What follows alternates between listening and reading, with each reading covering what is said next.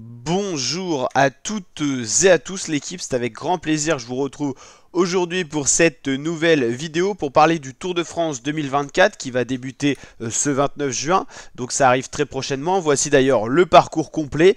Il y a une vidéo sur la chaîne YouTube qui présente les 21 profils d'étapes avec le départ inédit en Italie dans la ville de Florence, donc n'hésitez pas à aller checker tout ça.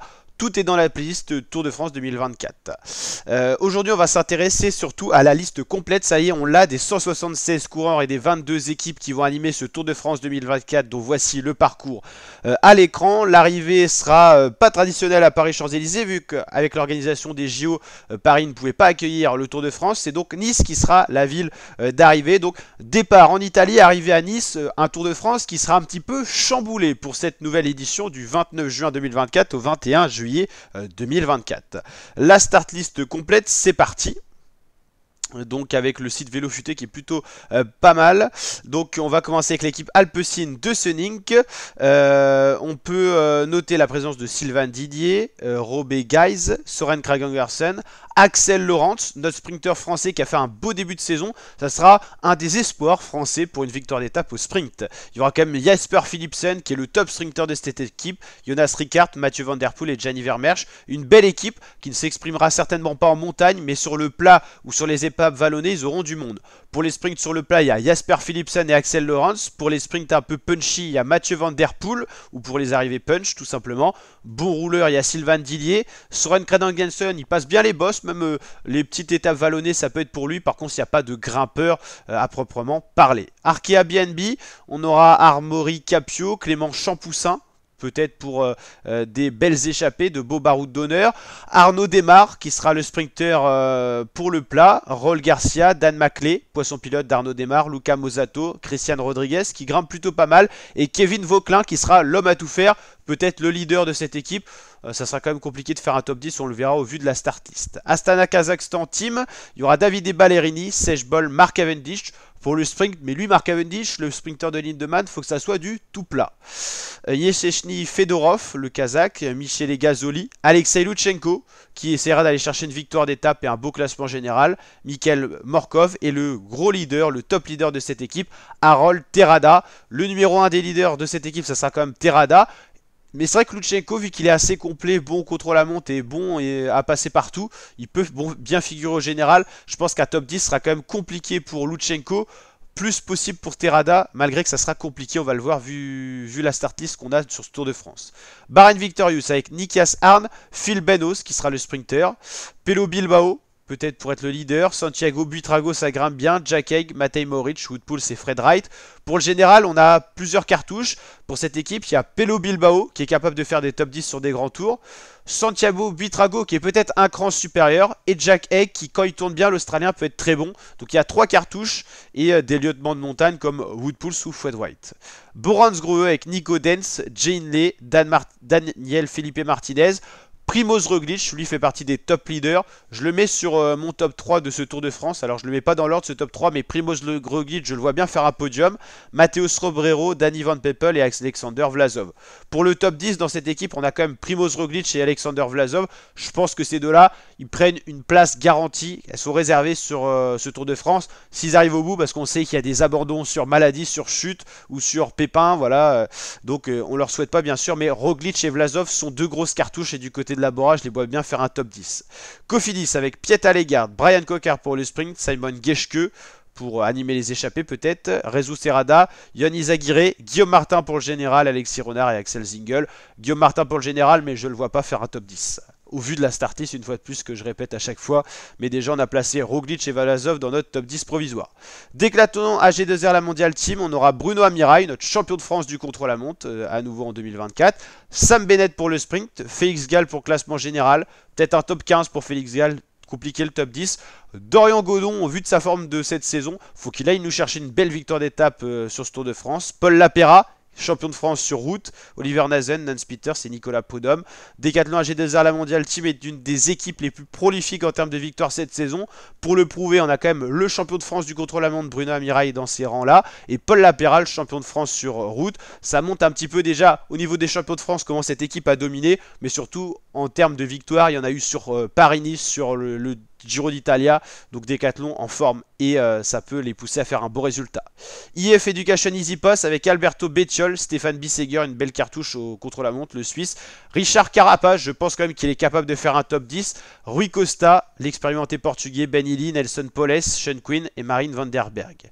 Groupama FDJ, David Gaudu, peut-être notre meilleure cartouche française, et encore je le vois difficilement faire un top 10 plus un top 15. Je pense qu'il devrait plus se cibler sur une victoire d'étape, on en avait déjà parlé en vidéo.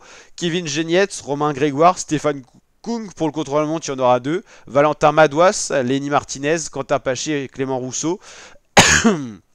Lenny Martinez, je croyais qu'il ne faisait pas le Tour de France, donc information à vérifier.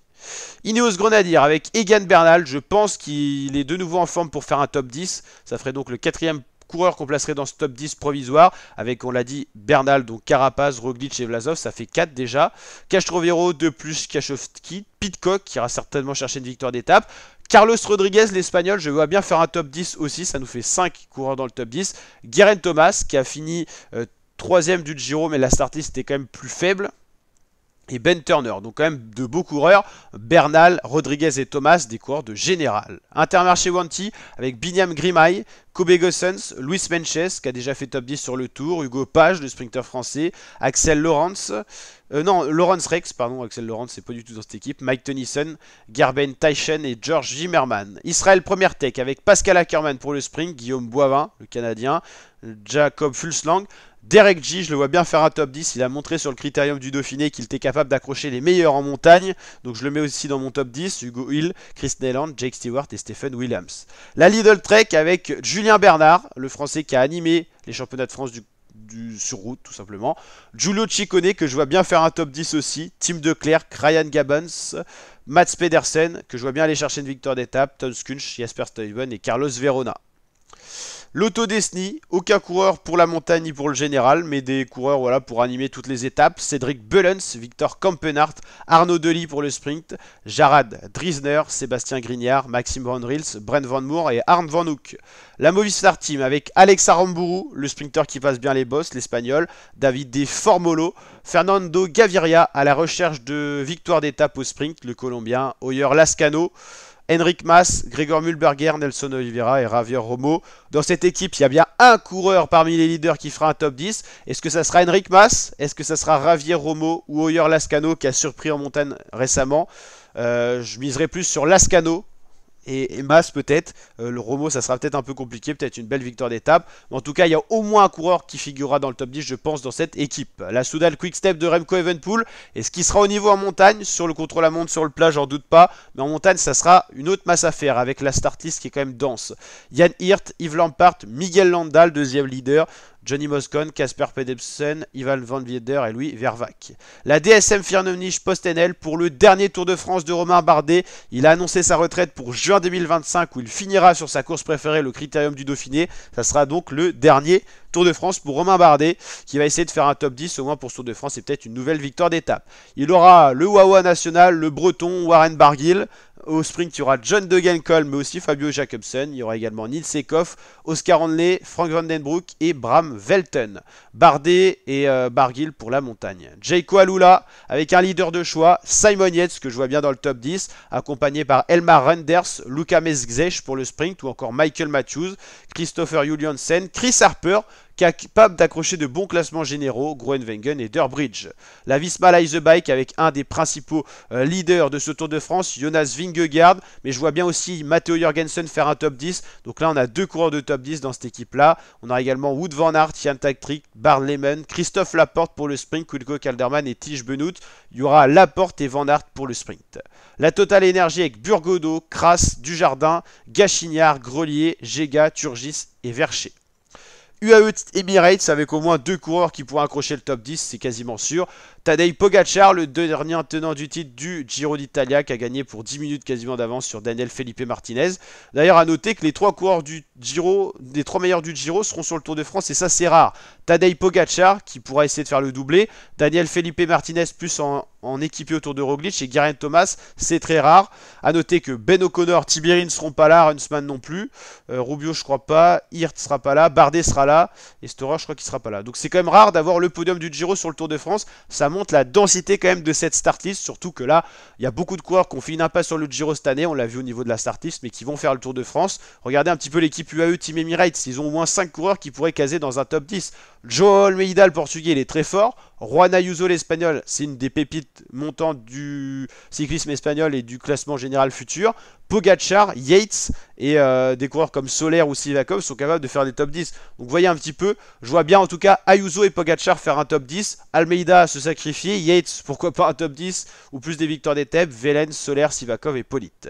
Une X Mobility en tant que dernière équipe avec Jonas Abrahamsen, Magnus Cort Nielsen, c'est sûr qu'il ira chercher une victoire d'étape, Aude Christian Eking, Tobias Alland Johansen, Alexander Christophe, Johannes Kulset, Rasmus Tyler ou encore Soren Varenskold. Équipe à suivre parce que je pense que la Uno X Mobility, au vu des recrues qu'ils ont, ils peuvent vraiment faire de très gros résultats. Allez l'équipe, n'hésitez pas à liker la vidéo si elle vous a plu, vous abonner, activer la cloche. Et je vous dis à très bientôt pour de nouvelles vidéos. L'intégral Tour de France, c'est bien sûr sur la chaîne YouTube. Ciao l'équipe et n'hésitez pas à me dire en commentaire ce que vous pensez de notre nouvelle intro pour le Tour de France 2024 officiel. Ciao l'équipe.